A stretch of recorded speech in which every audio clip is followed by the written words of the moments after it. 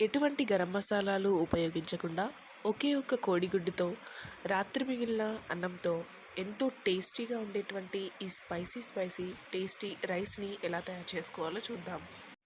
ఇది తయారు చేసుకోవడంలో ఎంతో ఎక్కువ సమయం పట్టదు. కేవలం 10 నిమిషాల్లోనే దీన్ని మనం ఎంతో ఈజీగా తయారు చేయవచ్చు.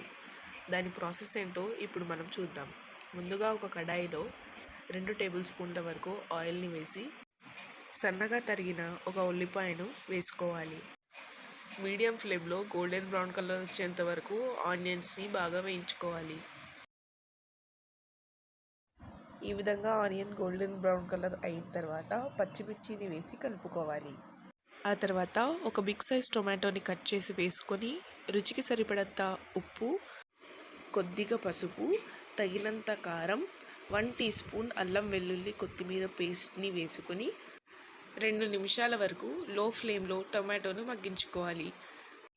టొమాటో బాగా మగ్గిన తర్వాత ఒకసారి టొమాటోని అంతా కూడా బాగా కలపాలి. చూపించిన విధంగా టొమాటోను బాగా కలుపుకోవాలి.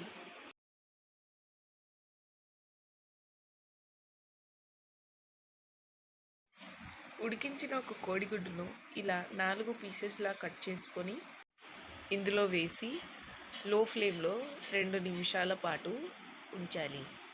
2 నిమిషాల తర్వాత దీన్నంతా బాగా కలుపుకోవాలి. ఈ విధంగా కలుపుకున్న తర్వాత మిగిలిన అన్నాన్ని పొడి చేసుకొని వేసుకోవాలి. ఫ్లేమ్ని హైలో పెట్టి బాగా కలుపుకోవాలి.